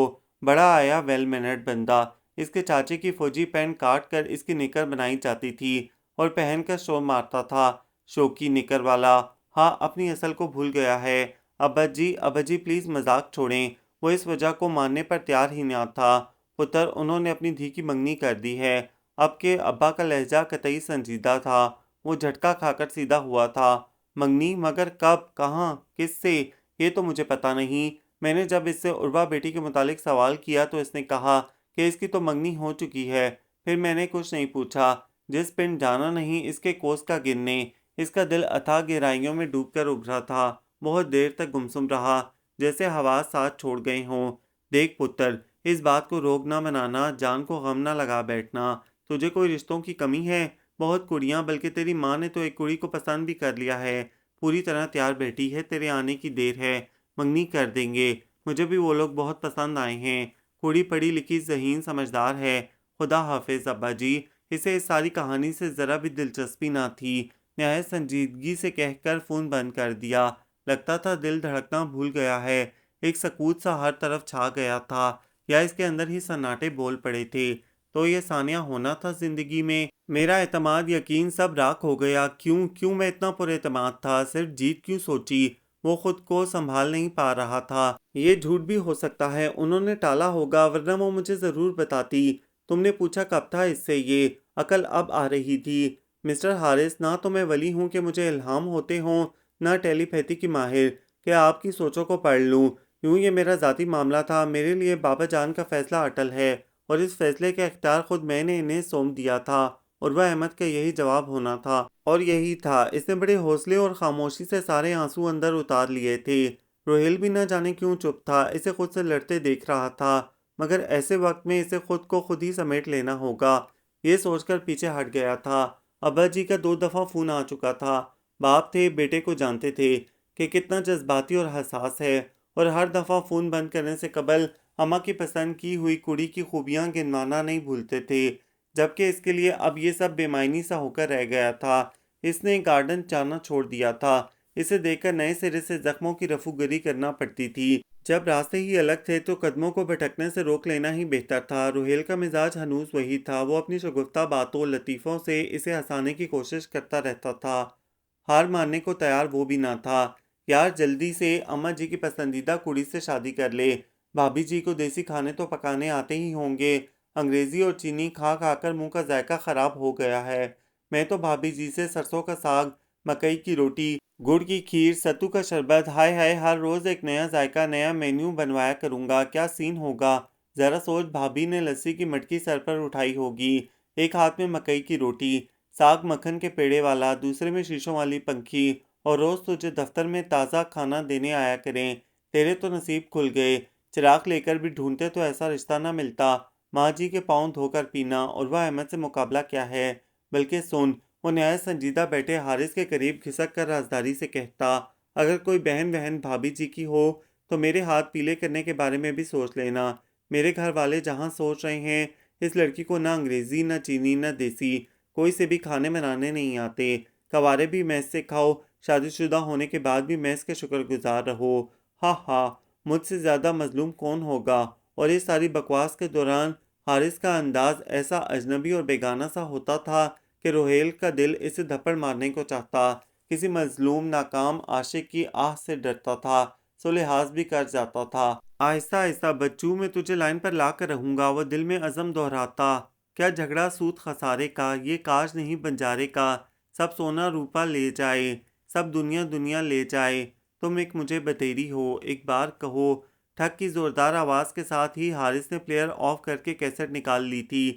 روہیل نے بغور اس کی یہ اضطراری کیفیت دیکھی، بہت عرصے سے اس نے اپنی پسندیدہ نظم سننا بند کر دی تھی، آج روہیل نے لگائی تو بھی نکال دی۔ یہ صحیح نہیں ہے حارث، سنبھالو خود کو، تنہا رہ جاؤ گے تم اس طرح، تنہا تو میں ہوں روہیل۔ ایسا ٹوٹا دل گرفتہ لہجہ تھا کہ روہیل کو اپنا دل ڈوبتا ہوا محسوس ہوا۔ دیکھو، اپنی ناکامی کا بدلہ تم ان لوگوں سے کیوں لے رہے ہو جن کی خوشیوں کا تمام تر دارومدار تم پر ہے؟ ابا جی کو انکار کر کے تم نے اچھا نہیں کیا، ان کا دل توڑ دیا۔ ماں جی کس قدر مایوس اور دکھی ہوں گی، ایک ہی تو تم ان کے بیٹے ہو، ساری خواہشیں آرزوئیں تم سے ہی تو وابستہ ہیں ان کی، اور تم نے ہی انہیں بڑھاپے میں یہ دکھ دے دیا۔ انکار نہ کرتا تو کیا کرتا، کیوں ضد کر رہے ہیں وہ؟ جب میرا دل میرا دماغ ہی اس نئے رشتے کو ماننے پر تیار نہیں تو میں کسی کی زندگی تباہ کیوں کروں؟ اس لڑکی کا کیا قصور ہوگا؟ میں اس کے لیے اپنے دل میں 1% بھی جگہ نہیں پاتا ہوں۔ شاید وہ بھی اپنی جگہ سچا تھا، مگر مسئلہ تو اس کے والدین کا تھا۔ اکلوتے بیٹے کے سر پر صحرا سجانے کا برسوں پرانا خواب ماں جی کیسے آنکھوں سے نوش پھینکتی۔ سنو، اپنے پیرنٹس کی بات مان لو، ہو سکتا ہے اس میں تمہارا فائدہ ہی ہو۔ ان کی تابعداری، فرما برداری کے بدلے میں تمہیں ایسا انعام مل جائے جو تم نے سوچا بھی نہ ہو۔ روہیل کی مسکراہٹ اسے زہر لگی تھی۔ مجھے اب کوئی انعام، کوئی ترغیب ڈگمگا نہیں سکتی۔ میں نے اپنا دل، اپنے تمام تر جذبات، اپنے خواب، اپنی خواہشیں عربا احمد کے حوالے کرنے کا سوچا تھا۔ وہ نہیں تو کوئی بھی نہیں۔ اس کے اٹل لہجے پر روہیل اسے گھورتا رہ گیا تھا۔ وہ نہیں سمجھے گا، بہت ضدی تھا۔ روہیل نے تھک کر ہار مان لی تھی، مگر اسے معلوم نہ تھا کہ ماں جی کے پاس ایک آخری تیر ایسا بھی تھا جو ماؤں نے جب بھی استعمال کیا جگر کے پار ہو گیا تھا، اور وہ اپنا یہی استحقاق اور حق استعمال کرنے کا فیصلہ کر چکی تھیں۔ میں نے تم سے وعدہ کیا تھا عروا احمد کہ میں تمہارے اس تحفے کو ہمیشہ سنبھال کے رکھوں گا، اور میں وعدہ نبھانے والا بندہ ہوں۔ اس کی ہتھیلی پر کرسٹل کا نازک سا گلاب دھرا تھا، اور وہ اسے بہت دیر سے دیکھ رہا تھا۔ زندگی کے سفر میں نے تمہیں اپنا ہم سفر چنا تھا، مگر تقدیر کی ستم ظریفی دیکھو، میرا ہم سفر اب کوئی اور ہے۔ مگر مجھ سے وابستہ ہونے والی ہستی کو میرے ماضی کے اس حادثے کے بارے میں بھی معلوم ہونا چاہیے، تاکہ کل کسی سے سن کر وہ مجھے دھوکے باز نہ کہہ سکے۔ روہیل کہتا ہے، تمہاری PMA کی ٹریننگ دوبارہ ہونے والی ہے۔ ہمیں فوج میں سکھایا جاتا ہے کہ پہلے اپنا ملک، اپنے لوگ، پھر اپنا آپ۔ میں محبت میں خود غرض ہو گیا تھا۔ مجھے تو سبق ہی دوسروں کے لیے جینے کا دیا گیا تھا، پھر میں کیوں بھول گیا؟ وہ اس وقت کمرے میں اکیلا خود سے باتیں کیے جا رہا تھا، اور خود کو سمجھانے کے لیے اس تنہائی کی شدید ضرورت تھی اسے۔ مبارک تمہیں خوشی کا یہ سماں۔ کاشف، خاور، کیپٹن طلحہ، روہیل سب ایک ساتھ گاتے ہوئے کمرے میں داخل ہوئے تھے۔ اس نے چونک کر ہاتھ میں تھاما وہ ننھا پنک روز اپنی پاکٹ میں ڈال دیا اور زبردستی مسکرایا۔ کب جا رہے ہو شہزادے؟ کیپٹن طلحہ نے پوچھا۔ صبح سر۔ اس نے روہیل کو دیکھا، دانت نکالے بیٹھا تھا، پیٹ کا ہلکا۔ ہم لوگ پرسوں شام تک پہنچ جائیں گے، خاور نے پروگرام بتایا۔ شور سر، اوکے۔ چپکے سے نکل جانے کی ساری ترکیب ٹھوس ہو گئی تھی۔ ارے یاد آیا، کمانڈر صاحب کو تم نے انویٹیشن دے دیا ہے یا نہیں؟ نہیں، ابھی تو نہیں دیا، صبح دے دوں گا۔ صبح؟ یار صبح تو تمہیں گھر جانے کی جلدی ہوگی، ابھی دے آؤ تو بہتر ہے۔ روہیل کی بات کو وہ سمجھ رہا تھا، کیوں اسے بھیجنے پر بضد تھا۔ یس حارث، یہ بہت ضروری ہے، پراپر انویٹیشن انہیں دینا چاہیے۔ کیپٹن طلحہ نے بھی روہیل کی بات کی تائید کی، تو وہ سر ہلا کر اوکے کہہ گیا۔ کچھ دیر بعد جب وہ سب چلے گئے تو روہیل کی طرف پلٹا۔ میں نے تم سا بھی جمال و بندہ دنیا میں نہیں دیکھا۔ تمہیں تو فوج کے بجائے BBC میں ہونا چاہیے تھا، خبریں نشر کرنے میں۔ لگائی بجھائی میں تمہارا جواب نہیں، نڈورچی ہو پورے۔ اس کی تمام تر ڈانٹ کا اس پر کوئی اثر نہیں تھا، مزے سے گنگنا رہا تھا۔ کپتان کی آئے گی بارات، رنگیلی ہوگی رات، سجن ہم ناچیں گے۔ وہ اسے یوں ہی گنگناتا چھوڑ کر بائک کی چابی اٹھا کر باہر نکل آیا تھا۔ آپ؟ وہ لان میں ٹہل رہی تھی، اسے دیکھ کر یکدم ٹھٹک کر رکی تھی، اور حارث کو ایسا لگا تھا جیسے دل کی دھڑکن ریل کا انجن بن گئی ہے۔ کتنے ہی دن کی تگ و دو کے بعد وہ خود کو اس کے تصور سے نکال پایا تھا، اور وہ دشمن جہاں آج سامنے آئی تھی تو احساس ہوا تھا وہ ساری کوششیں تو بیکار گئی تھیں۔ وہ تو خود کو فریب دے رہا تھا، اور یہ فریب محض اس کی ایک جھلک سے ہی ٹوٹ گیا تھا۔ آئیے حارث صاحب بیٹھیے۔ ہلکے اور گہرے سبز کے امتزاج سوٹ میں کھلی کھلی رنگت سمیت وہ بے حد دلکش لگ رہی تھی۔ اس نے فوراً نظریں جھکا لی تھیں۔ میں کمانڈر صاحب کو انویٹیشن دینے آیا تھا، پرسوں شام کو میرا وہ نہ جانے کیوں اٹک گیا تھا۔ دل سے درد کی ٹیس سی نکلی تھی۔ نکاح ہے، عروا احمد نے بات مکمل کی۔ وہ چونک کر اسے دیکھنے لگا۔ بابا نے بتایا تھا ابھی وہ گھر پر نہیں ہیں، آپ بیٹھیں ویٹ کر لیں۔ نہیں، میں چلتا ہوں، آپ انہیں میرا میسج دے دیجیے گا۔ کارڈ وغیرہ تو چھپے نہیں ہیں، سبھی کو زبانی دعوت نامہ دیا ہے۔ سنیں حارث صاحب۔ جی۔ حارث نے سر اٹھا کر اسے دیکھا۔ دیکھیں آپ ایک نئی زندگی شروع کرنے جا رہے ہیں۔ وہ اجنبی لڑکی جو آپ کی ہمسفر بن رہی ہے، اس نے آپ کے حوالے سے بہت سے خواب دیکھے ہوں گے۔ پلیز اپنی زندگی کے کسی حادثے کا ذمہ دار اسے ٹھہرا کر سزاوار نہ بنائیے گا۔ اس نے بہت غور سے اس کی بات سنی تھی۔ یکدم وہ 2 قدم بڑھا کر اس کے مد مقابل آ گیا۔ اس کی آنکھوں میں آنکھیں ڈال کر مضبوط سنجیدہ لہجے میں بولا، میں منافق نہیں ہوں عروہ احمد، یہ سچ ہے کہ میں نے تمام تر سچائیوں اور پوری شدت کے ساتھ تمہیں چاہا تھا۔ اتنی جلدی سب کچھ بھلا دینا میرے جیسے جذباتی بندے کے بس میں نہیں۔ ہاں، جہاں تک بات میری لائف پارٹنر کی ہے تو وہ میری عزت ہے، اور اپنی عزت کی حفاظت کرنا مجھے بخوبی آتا ہے۔ امید ہے آپ کی تسلی ہو گئی ہوگی۔ خدا حافظ۔ وہ جو اس کی سیاہ چمکدار آنکھوں میں ڈوبی اس کی بات سن رہی تھی، یکدم چونکی۔ ایک بھرپور مسکراہٹ اس کے ہونٹوں پر پھیلی تھی۔ اس کا سر آہستہ آہستہ اس بات میں ہل رہا تھا۔ ماں جی کو اس حد تک خوش اس نے پہلی بار دیکھا تھا۔ ان کے تو پاؤں زمین پر نہیں ٹک رہے تھے۔ ابا جی بھی بے حد خوش تھے۔ پتر، تو نے ہمارا حکم مان کر جو فرما برداری دکھائی ہے، اللہ اس کا ایسا سونا اجر دے گا کہ تو یاد رکھے گا۔ سارے غم فکر بھول جا۔ اسے خاموش بیٹھے دیکھ کر انہوں نے پیار سے کہا تھا۔ وہ بھی مسکرا کر ان کی بات کی تائید کر رہا تھا۔ اس کے رویوں نے ابا جی اور اماں جی کو مطمئن کر دیا تھا۔ حویلی میں اندر باہر ایک ہلچل مچی تھی۔ وقت کم تھا اور کام زیادہ۔ ماں جی نے ہر چیز ریڈی میڈ دلہن کے لیے شہر سے اپنی بھتیجی مدیحہ سے منگوا لی تھی۔ بارات کے انتظامات چاچا جی نے سنبھال لیے تھے۔ رات کو ماں جی نے حویلی میں سارے پنڈ کی کڑیوں کو اکٹھا کر کے ڈھولکی بجوائی تھی۔ اکلوتے بیٹے کی یہ پہلی خوشی تھی۔ ان کی تو سمجھ میں نہیں آ رہا تھا، آسمان سے تارے توڑ لاتی۔ مہمانوں کو فون پر ہی دعوت نامہ دیا گیا تھا۔ ابا جی باقی کسر رخصتی اور ولیمے پر نکالنے کو تیار تھے کہ ابھی تو نکاح ہی تھا، اور جلدی کی وجہ سب کو اس کی بارڈر کی طرف روانگی بتائی گئی تھی۔ ارے تم یہاں فارغ بیٹھے ہو اور ڈھیروں کام پڑے ہیں کرنے والے۔ مدیحہ آپی اسے کمرے میں اکیلا دیکھ کر گھورتے ہوئے بولی تھی۔ ان کا چھوٹا صاحبزادہ فواد گود میں تھا۔ تو میں کیا کام کروں آپی بتائیں؟ تم صرف میرے فواد کو سنبھالو، میں بری پیک کروا لوں۔ یہ شیطان کوئی کام نہیں کرنے دیتا۔ انہوں نے 8-9 ماہ کے گلگوتنے سے فواد کو اس کی گود میں دیا اور یہ جا وہ جا۔ وہ کہہ بھی نہیں سکا، آپی مجھے بچوں کا کوئی تجربہ نہیں ہے۔ فواد صاحب اس کے کان میں نہ جانے کیا تلاش کر رہے تھے، یا شاید اس کے کان کو اکھیڑنا چاہتے تھے۔ اس نے جلدی سے اسے بیڈ پر بٹھا دیا۔ کنکٹا دولہا، یہ تصور ہی ہولناک تھا۔ یار تم تو بہت ہی شرارتی ہو۔ اس نے منٹوں میں بیڈ شیٹ ننھے ننھے ہاتھوں سے اکٹھی کر دی تھی اور اب اسے ادھر ادھر گھسیٹنے میں لگا ہوا تھا۔ وہ دلچسپی سے اس کی معصوم معصوم حرکتوں کو دیکھ رہا تھا جب یکدم ہی اس نے پلٹا کھایا اور دھڑام سے بیڈ سے نیچے گر پڑا تھا۔ ارے ارے، اسے یوں آنن فانن گرتا دیکھ کر وہ بھوکلایا۔ ادھر فواد نے جو رونا شروع کیا تھا، اس نے مزید ہاتھ پاؤں پھلا دیے۔ وہ اسے گود میں اٹھائے چپ کروانے کی کوشش کر رہا تھا، کبھی پھول گلدان، کبھی کوئی ڈیکوریشن پیس، مگر اسے اس وقت کچھ بھی پسند نہیں آ رہا تھا سوائے رونے کے۔ سبحان اللہ، کیا ارادے ہیں! کل نکاح ہے اور یہ بچے سنبھالنے کی آج سے ہی پریکٹس کر رہا ہے۔ یہ روہیل کی آواز تھی۔ وہ یکدم پلٹا۔ دروازے میں وہ سب موجود تھے، کاشف، خاور، خرم، کیپٹن طلحہ۔ دانت نکالتے ہوئے سب نے اسے وش کیا تھا۔ فواد ہنوز منہ بسور رہا تھا۔ اچھا ہے، ویل ڈن جوان، کیری آن۔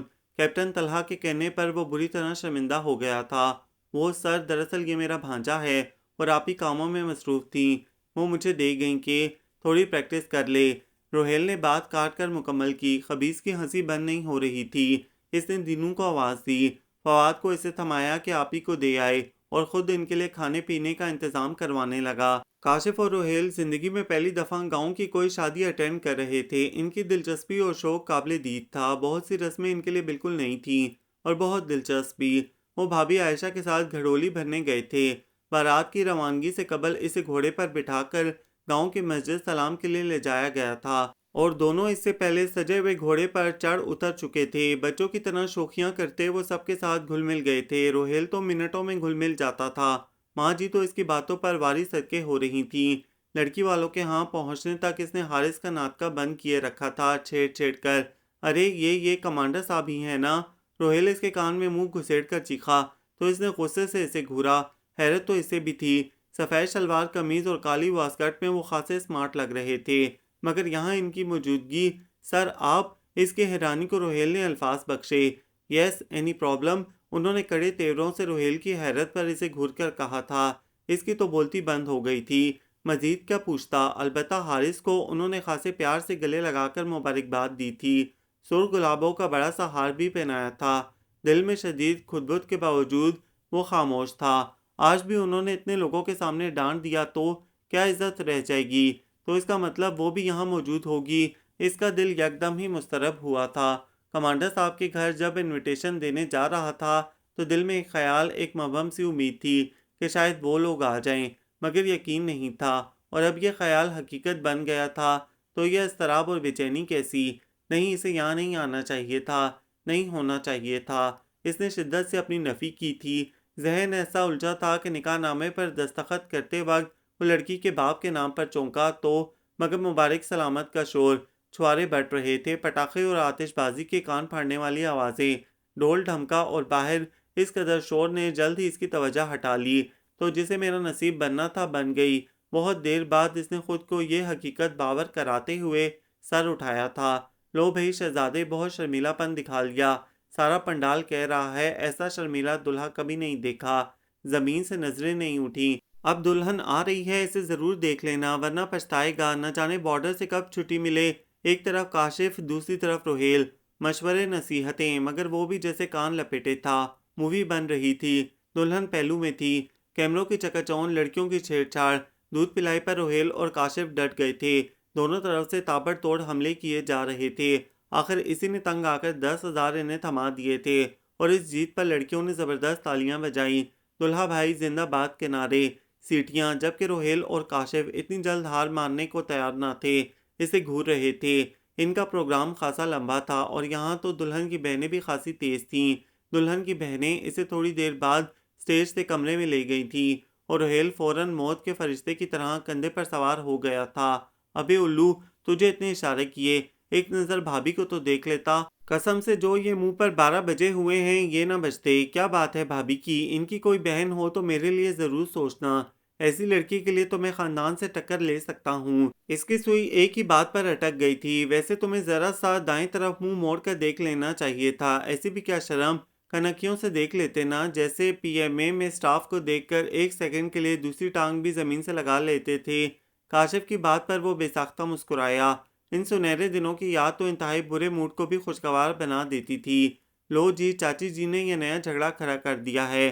اس کا چچا زاد سالار اس کے قریب آ کر فکر مندی سے بولا تو وہ چونکا۔ کیا ہوا؟ چاچی کہتی ہیں دلہن لے کر جاؤں گی، بارات خالی ہاتھ نہیں جائے گی۔ ایک دم اچانک انہیں کیا سوجی تھی؟ کاشف اور روہیل سیدھے ہوئے۔ پھر اب کیا جواب ملا ہے؟ وہ بھی الجھ سا گیا تھا۔ لڑکی والے کہہ رہے ہیں ہماری کوئی تیاری نہیں ہے، خالی ہاتھ ڈولی کیسے بھیج دیں؟ سالار نے بتایا۔ صحیح کہہ رہے ہیں، ماں جی کو یہ کیا سوجی کہ روہیل تم جاؤ ماں جی کے پاس، انہیں سمجھاؤ۔ وہ خاصا مضطرب ہو گیا تھا، اس کے بارے میں تو سوچا ہی نہیں تھا کہ دلہن صاحبہ بھی ساتھ ہی تشریف لائیں گی۔ لو خواہ مخواہ سمجھاؤ، وہ بزرگ ہیں، جو بھی فیصلہ کریں گی ٹھیک کریں گی۔ مجھے تو ان کی یہ ضد بہت پسند آئی ہے۔ بارات بغیر دلہن کے جائے یہ کیا بات ہوئی؟ روہیل کی بات پر اس نے نہایت خفگی سے اسے گھورا۔ کوئی اور موقع ہوتا تو اس مذاق پر اسے خوب سناتا۔ اس نے کاشف کی طرف دیکھا، اس نے اس بات میں سر ہلایا تھا اور وہاں سے اٹھ کھڑا ہوا تھا۔ یار مت منع کر، یہ موقع نہ گوا، اللہ تعالیٰ ماں جی جیسی ماں ہر ایک کو نصیب ہو، مگر بیٹا حارث جیسا نہ شکرا نہ ہو۔ بکو مت، یہ اچھا لگتا ہے؟ جب پہلے سے ایسی کوئی بات طے نہیں تھی تو پھر یوں بے جا تنگ کرنا مناسب نہیں ہوتا۔ اس نے روہیل کو آہستہ سے ڈانٹ دیا تھا۔ وہ منہ بناتا وہاں سے اٹھ کھڑا ہوا۔ ابا جی بھی نظر نہیں آ رہے تھے۔ یہ سارے بزرگ حضرات نہ جانے کہاں غائب ہو گئے تھے۔ اس نے بے چینی سے پہلو بدلا۔ یقیناً لڑکی والوں کو مجبور کیا جا رہا ہوگا اور یہ نامناسب بات تھی۔ لو بھاجی مبارک ہو، لڑکی والے مان گئے ہیں، اب ہم دلہن لے کر جائیں گے۔ سالار کا شوق اور خوشی دیدنی تھی، جبکہ وہ حیرت زدہ سا اس سارے ڈرامے کو سمجھنے کی کوشش کر رہا تھا۔ یہ تو اسے بعد میں معلوم ہوا تھا کہ ماں جی کا فیصلہ اچانک نہیں تھا۔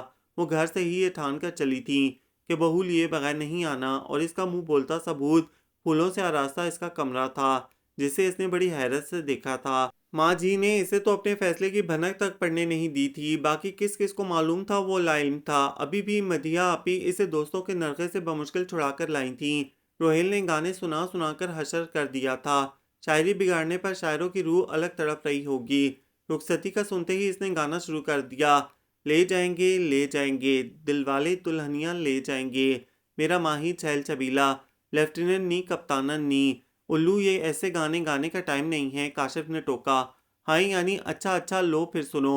اہم، اس نے گلا کھنگارا۔ سہاگ رات ہے، گھونگھٹ اٹھا رہا ہوں میں، شکل اچھی نکل آئے دعا کر رہا ہوں میں۔ اماں نے میری قسمت کا فیصلہ کر دیا اور اب زندگی اچھی گزرے رو رو کر مر رہا ہوں میں۔ حارث کی شکل اس وقت جیسی ہو رہی تھی، سبھی نے ایک نظر اسے دیکھا اور زبردست کہکا پڑا تھا۔ وہ جھیم کر رہ گیا۔ یہ بدتمیز روہیل بھی بس، اس نے آنکھیں نکالیں۔ اسی وقت مدیحہ آپی آ گئی تھیں۔ وہ جانے والے رے، ٹھہرو ذرا، رک جاؤ، بات سن جاؤ، میری بات سن جاؤ۔ روہیل کی آواز نے کافی دور تک اس کا پیچھا کیا تھا، مگر مدیحہ آپی نے اس کا بازو ہی نہیں چھوڑا، اس کے کمرے کے دروازے پر لا چھوڑا تھا اور ایک ڈبیا اسے تھمائی تھی۔ یہ، اس نے سنہری ربن والی مخملی ڈبیا تھام کر انہیں سوالیہ دیکھا۔ دلہن کے لیے ہے۔ انہوں نے اپنی مسکراہٹ دبائی تھی۔ وہ ان کے جانے کے بہت دیر بعد تک باہر کھڑا رہا تھا۔ کریم کلر کی شیشوں والی بڑی سی چادر میں سجا سورا نازک سا وجود جب گاڑی میں بٹھایا گیا تھا تو اس نے ایک نظر ہی ڈالی تھی۔ اس صورتحال کے لیے وہ ذہنی جذباتی دونوں طرح سے تیار نہیں تھا۔ وہ جو لطیف جذبات ہوتے ہیں، دل نشیں خیالات، خواب اگی لمحات، جن کے بارے میں شاعروں نے دیوان چھاپ ڈالے تھے، ایسے وقت میں آدمی پر طاری ہوتے ہیں۔ تو اس کے ساتھ ایسا رنگین، دل کو دھڑکانے والا کوئی حادثہ نہیں ہوا تھا۔ کمرے میں تو داخل ہونا ہی تھا۔ وہ آہستہ سے دروازہ اپنے پیچھے بند کر کے پلٹا اور اندر داخل ہوتے ہی میوزک کی مدھم مدھم آواز کانوں سے ٹکرائی تھی۔ وہ بری طرح چونکا۔ یہ نظم عرصہ ہوا اس نے سننا چھوڑ دی تھی۔ ہم گھوم چکے بستی بن میں، ایک آس کی پھانس لیے من میں، کوئی ساجن ہو، کوئی پیارا ہو، کوئی دیپک ہو، کوئی تارا ہو، جب جیون رات اندھیری ہو، ایک بار کہو تم میری ہو۔ یہ حرکت یقیناً روہیل کی ہوگی۔ یہ روہیل کے مذاق بھی بعض اوقات بہت اذیتناک ہو جاتے ہیں۔ یہی سوچتا ہوا سی ڈی پلیئر کی طرف بڑھا، بند نہ کریں، مگر پیچھے سے آنے والی آواز نے اسے ایک جھٹکے کے ساتھ مڑنے پر مجبور کر دیا تھا۔ آپ، تم عروہ، تم یہاں؟ وہ آنکھیں پھاڑے اسے دیکھ رہا تھا۔ عروہ نے شرما کر چہرہ جھکا لیا تھا۔ خواب، ہاں خواب۔ اس نے زور سے اپنی انگلی دانتوں تلے دبائی تھی۔ وہ کرا کر رہ گیا، مگر یہ خواب نہیں تھا، حقیقت تھی۔ اور کیسی تھی، کیوں تھی، ان سب کے جواب اسے عروہ سے ہی معلوم ہو سکتے تھے۔ اور وہ حمیدہ بانو، یہ سارا پلان میرا تھا۔ میرا نام کاغذات میں حمیدہ بانو ہی ہے، میری دادی نے رکھا تھا۔ ابا جی نے جب فون پر بابا جان سے رشتے کی بات کی تو انہوں نے میری رضامندی سے انہیں ہاں کہہ دی تھی، مگر بابا جان نے سب کو منع کر دیا کہ اس رشتے کے متعلق آپ کو نہ بتایا جائے۔ پھر ابا جی بھی اس بات سے متفق تھے۔ ابا جی بھی، وہ چلایا، سبھی حتیٰ کہ روہیل بھائی اور آپ کے سارے فرینڈز بھی۔ او مائی گاڈ، اس نے سر تھام لیا۔ سب نے مل کر اتنا عرصہ بیوقوف بنایا اسے۔ یار ایک بار بھابھی کو دیکھ لیتا تو شکل پر 12 نہ بجے ہوتے۔ اس کے ذہن میں گونج ہوئی، پتر تو نے ہمارا حکم مان کر جو فرمانبرداری دکھائی ہے، اس کا اللہ ایسا سونا اجر دے گا کہ تو یاد رکھے گا۔ ان معنی خیز باتوں کو وہ سمجھ ہی نہیں سکا تھا، اور سب کس قدر گھنے تھے، اسے ذرا بھی ہوا لگنے نہ دی تھی۔ روہیل سے تو نپٹ لوں گا میں۔ اس نے سر جھٹکا۔ آف وائٹ پشواس اور چوڑی دار پاجامے میں سجی سوری عروہ احمد سر جھکائے بیٹھی تھی۔ شاید اس کی سنجیدگی سے گھبرا گئی تھی۔ یہ ساری فلمی سٹوری بہت بہت ڈرامائی سی ہے، بالکل غیر حقیقی لگتی ہے، لیکن حقیقت ہے، اور اس سارے ڈرامے میں تمہارا بھی بڑا حصہ ہے۔ تم مجھے بتا سکتی تھی، سزا کی اصل حقدار بھی تم ہو۔ اس کا لہجہ انتہائی سنجیدہ بلکہ خطرناک حد تک خوفناک تھا۔ چہرے کے نقوش سے ساری نرمی اور پیار غائب ہو گیا تھا۔ عروہ نے سہم کر قدم پیچھے ہٹا لیے۔ شرم و حیا کی لالی سے دمکتا چہرہ یکدم سفید ہوا تھا۔ یا اللہ خیر، یہ کیا ہوا؟ سارا ڈرامہ الٹا ہو گیا۔ مذاق کا اتنا بھیانک انجام۔ روہیل نے بتایا تھا کہ وہ بہت غصیلا ہے۔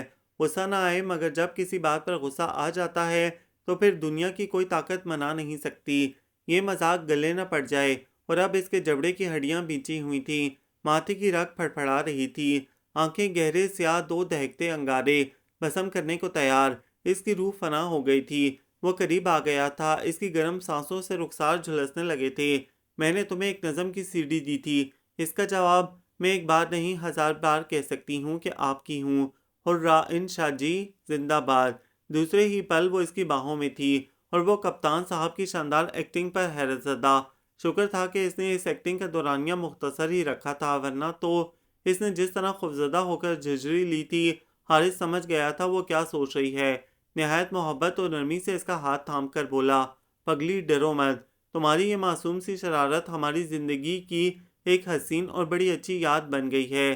زندگی میں ایسی شرارتیں ہی رنگ بھرتی ہیں، اور پھر 8 سے 25 سال بعد جب میں اپنے بیٹے کی شادی کے موقع پر اسے بتاؤں گا کہ تمہاری ماں نے مجھے کیسے اتنے عرصے سے بیوقوف بنائے رکھا، تو وہ کتنا حیران ہوگا۔ اس کی بات پر عروہ نے شرما کر اپنا چہرہ اس کے سینے میں چھپا لیا، وہ بھی شانت ہو کر مسکرایا تھا۔ یہ ناول آپ سب کو کیسا لگا؟ کمنٹس میں اپنی رائے ضرور دیں، ہمیں انتظار رہے گا۔ ہمارے چینل کو لائک کریں، شیئر کریں، سبسکرائب کریں۔